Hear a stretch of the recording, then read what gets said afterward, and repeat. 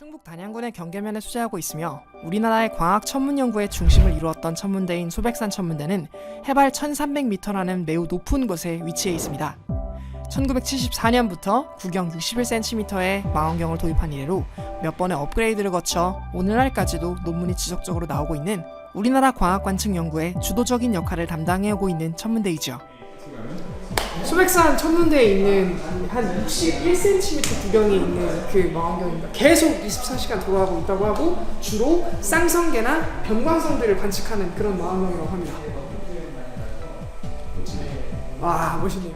천문대의 특성상 빛에 매우 민감하기 때문에 출입을 허가받은 차량만 통과할 수 있어서 평소에는 접근하기 힘든 곳이지만 특별히 작년 10월 아테이론 물리센터에서 주관하는 과학과 문화예술 소통 워크숍을 통해 과학쿠키도 방문할 수 있는 영광을 얻었답니다.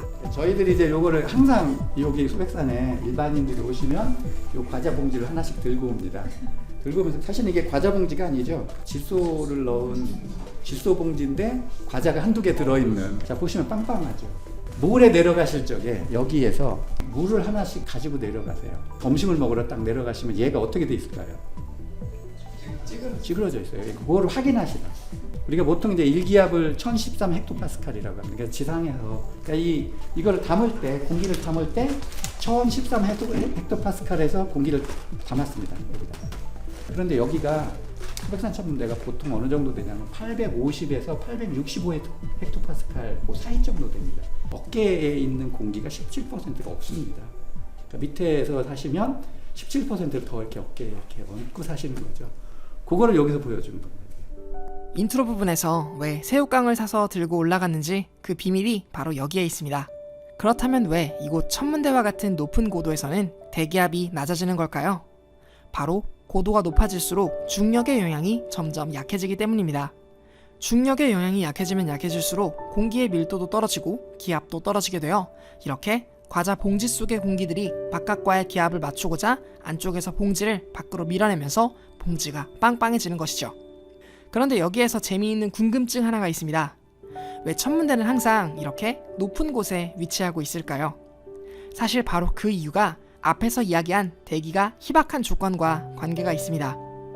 이 영상은 작년 추석 때 제가 개인적으로 소장하고 있는 천체 망원경으로 달을 촬영한 모습입니다. 배율을 크게 늘려 달의 표면을 보고자 했는데 보시면 알 수 있듯 상이 매끄럽게 잡히지 않고 일렁거리는 걸 볼 수 있습니다. 이걸 천문학에서 천문 시정도 또는 시상이라고 부릅니다. 멀리서 지구로 들어오는 빗줄기가 지구 대기층에서 살랑살랑 교란되면서 발생되는 일종의 빗떨림 현상인 것이죠. 당연하게도 높은 곳으로 올라가서 관측을 이행할수록 대기층이 점점 얇아져 즉 대기가 희박해지게 되어 시상이 점점 좋아집니다. 그런 이유에서 대부분의 천문대는 높은 곳에 위치하고 있습니다. 한 가지 이유를 더 들자면 천체를 관측할 때는 주변으로부터 빛이 없으면 없을수록 좋습니다. 이러한 조건을 만족시키기 위해 빛의 공해, 즉 광해가 적고 높은 위치일수록 천체를 관측하는데 점점 더 용이해지게 되는 것이죠. 덕분에 그림 같은 사진 몇 장을 제 부족한 사진 실력으로도 담아낼 수 있었습니다. 네, 여러분 지금 시간 몇 시죠? 지금? 3시 아까 뿌여가지고 하나도 안 보였었는데 하늘이 기적적으로 열려가지고 은하수 정도는 찍을 수 있을 것 같습니다. 그래서 찍었어요, 몇 장. 우리 은하에 분포하고 있는 셀 수 없을 정도로 수많은 별들, 그 모습을 사진에 담고 있노라면 매번 너무나 벅차는 것 같습니다. 저는 지금 성원창 천문대장님의 안내를 받아 소백산 천문대의 연구동으로 가는 중입니다. 이곳에서 어찌 보면 너무나 당연하지만 조금은 안타까운 이야기를 접할 수 있었는데요. 그러니까 이쪽 건물, 그러니까 여기 연구동의 2층 건물은 연구원들의 공간입니다. 그리고 1층은 지원하는 분들의 공간입니다. 왜 따로 떨어져 놨겠습니까? 사람이 원래부터 달라서는 아니고 생활 패턴이 다릅니다. 여기에서 연구하는 분들은 밤에 일을 합니다. 그리고 낮에 잡니다. 그런데 이제 스태프들은 낮에 일하고 밤에 자야 되니까 두 개가 이렇게 겹치면 곤란합니다. 아무리 좋아서 하는 연구라지만 낮과 밤이 뒤바뀌어 있다면 상당히 체력적으로 힘들 텐데 그럼에도 천문 연구를 이행하시는 모든 연구원분들과 박사님들이 존경스러워지는 순간이었습니다. 이어 대장님께서는 공간 한켠에 놓여있는 과거의 연구 장비로 활용되고 있었던 장비들에 대해 설명해 주셨습니다. 보면 이거 보시면 78년에 만드는 건데 항성 시계라고 생각하시면 됩니다. 그러니까 천체 시계, 디지털 천체 시계다 생각하시면 되고요. 그런 장비. 이 장비가 뭐냐? 카메라입니다. 천체 카메라, 어스트로 카메라입니다. 연식이 좀 되신 분들은 빌로드 된 거 이렇게 뒤집어 쓰고 빵 하는 사진을 못 보셨다고 다들 얘기하시겠죠. 1970년대 사진들이 다 그런 식의 사진입니다. 그때 쓰는 거하고 거의 비슷하게 생겼죠. 이게 이제 4인치 곱하기 5인치짜리 그 사진 건판입니다. 그래서 사진 건판을 여기다 넣고, 요건 뭐냐? 필터를 넣고서 이제 사진을 찍습니다. 이게 천문학자들은 어느 빛이 얼마만큼 많이 오는지를 보고 싶은 거죠. 기본적으로. 무지개로 빛을 분산시켜서 빛이 얼마만큼 오는지를 보면 좋겠지만 그걸 그렇게 하려면 불편합니다. 별을 한 번에 하나뿐이 못 찍고, 근데 이렇게 한꺼번에 와장창 찍으면 한 번에 수백 개 또는 수천 개, 수만 개의 별을 한꺼번에 찍을 수가 있죠. 그래서 그런 식의 사용했던, 그러니까 별빛을 분석하는 거가 천문학의 관측의 95%입니다. 거의 다 모든 관측들이 이런 방식이다 이렇게 생각하시면 되고요. 요게 이제 그 건판입니다. 그래서 요게 어떻게 되냐면 카메라가 요 뒤에 붙고요. 그럼 요게 뭐냐? 실제 별이 제대로 들어왔는지 내가 원하는 구도가 되는지를 봐야 되지 않습니까? 그거 보는 장치입니다. 그래서 요게 요 뒤에 망원경이 붙고, 그래서 사용했던 그런 장비다 이렇게 생각하시면 되고요. 이어서 대장님께서는 디지털 카메라의 모태가 되었던 핵심 기술, 이미지 센서의 과거 모델을 보여주셨습니다. 과거에는 외부로부터 들어온 빛의 신호를 증폭하는데 바로 이 진공관이라는 소자를 이용하였습니다. 뜨거워진 회로면에 조그마한 빛의 신호를 가하면 그 신호에 따라 전자가 강하게 튀어나갈 수 있도록 전압차를 걸어주는 회로이죠. 광전 효과를 이용하는 특징을 가지고 있기도 하고요. 과거에는 이렇게 크고 뜨거운 진공관을 이용했지만 오늘날에는 반도체의 발달로 인해 이러한 역할을 트랜지스터라는 소자로 대신하고 있습니다. 우리가 사용하는 카메라의 이미지 센서 또한 트랜지스터와 광다이오드가 개량된 소자인 CCD라고 불리는 소자로 이루어져 있죠. 소자가 작아진 덕분에 소형화된 컴퓨터와 카메라, 그리고 레코딩 장비들이 탄생할 수 있었던 것입니다. 물론 이 CCD도 초기 모델은 이렇게 거대했지만 말이죠. 이어 저희는 실제로 연구가 진행되고 있는 연구실로 향했습니다. 되게 간단합니다. 간단해서 여기 화면에 있는 요 컴퓨터 하나 가지고 아까 말한 카메라도 구동을 하고 제어도 하고, 그 다음에 망원경도 제어도 하고 그렇습니다. 그래서 보시면 이쪽에 요 화면이 카메라 화면이고, 이쪽에 있는 값들을 보면 예를 들면 여기가 이제 망원경 위치를 나타내는 거, 필터 뭐 이런 것들을 여기 보시면 까만 점이 별입니다. 까만 점이. 그리고 바닥이 이제 하얀 상황이 되는데, 그러니까 이 사진이 일반적으로 얘기하는 네가 사진이죠. 네거티브 사진. 그러니까 천문학자들은 네거티브 사진을 좋아합니다.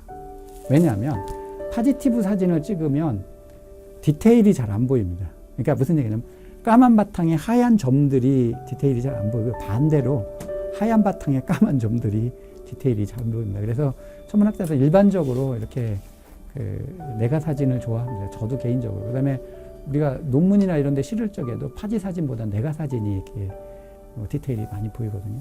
요 앞에 이상하게 이렇게 생긴 빨간 점으로 생긴 거가 뭐냐면 어떤 별인데, 어떤 별을 밤새도록 관측을 했더니 얘가 밝아졌다 어두워졌다 밝아졌다 하는 거예요. 스타워즈의 타투인이라고 하는 행성 기억나십니까? 그 타투인이라는 행성에서 보면 그러니까 태양이 두 개 뜨는 거예요. 그러면 걔는 어떻게 뜰 거냐면 두 놈이 이렇게 맞서 뜨니까 한 놈이 떴다가 다시 져. 왜냐면 이놈이 올라와야 되니까. 하늘에서 이렇게 돌아가는 거죠. 그러면서 떠서 지는, 그게 이제 타투인이라는 행성인데 2009년에 소백산 천문대 요망원경으로 타투인 행성을 발견했어요. 기본적으로 운용 시간이 길고 망원경의 규모가 작은 만큼 운영비가 크게 들지 않는다는 이점 덕분에 장기적인 천문 관측에 특화된 이 소백산의 천체 망원경은 서로 마주보며 빠르게 돌아가는 식상성과 같은 병광성 관측에 아주 용이하다는 이야기를 들을 수 있었습니다. 보시고 계신 것은 1978년부터 81년까지 이행한 천체 망원경의 관측 데이터를 수기로 작성한 자료들입니다.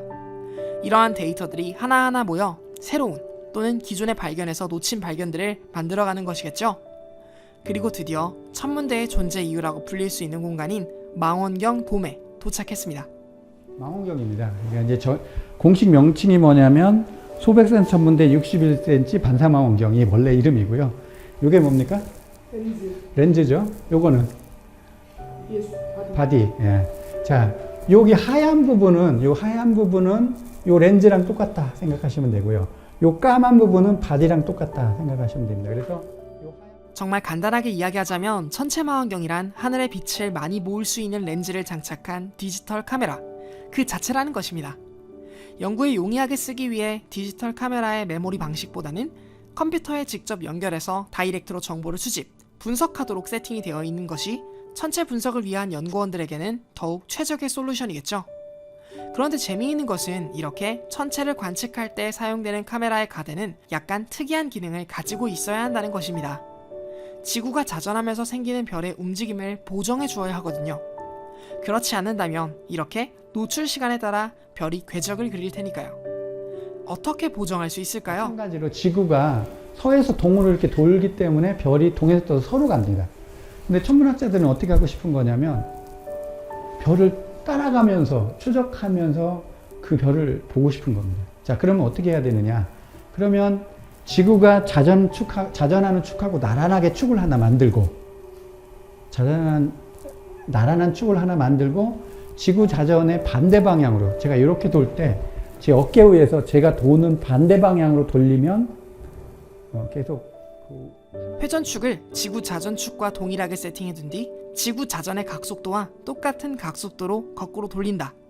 그러면 망원경은 자전의 영향을 받지 않고 고정된 상을 관측할 수 있다. 단순하지만 멋진 아이디어입니다. 그렇다면 앞으로 이 망원경은 어떤 일을 지속해 나갈 예정일까요? 이제 변광하는 별빛이 변하는 놈들의 별이든 그다음에 인공위성이든 소행성이든 이렇게 모니터링하는 거가 요 망원경의 주된 목적이거든요. 그러니까 천문학이라고 하는 게 시간의 학문입니다. 그러니까 예를 들면 오늘 사진을 한 장 그러니까 영상 관측을 사진 한 장 찍어놨어요. 10년 후에 그 사진이 어떻게 쓰일지가 천문학에서는 아무도 모르는 거죠. 데이터의 오리지널리티라고 표현을 하는데 예를 들면 오늘 제가 이 망원경으로 어떤 천체를 관측을 했어요. 그러면 인류 역사상 그 천체를 그 시간에 관측한 사람이 나 혼자뿐이 없을 수 있지 않습니까? 실제적으로 그렇게 되고요. 그러니까 천문학에서는 그 한 장이라고 하는 관측이라고 하는 게 되게 중요한 일이기 때문에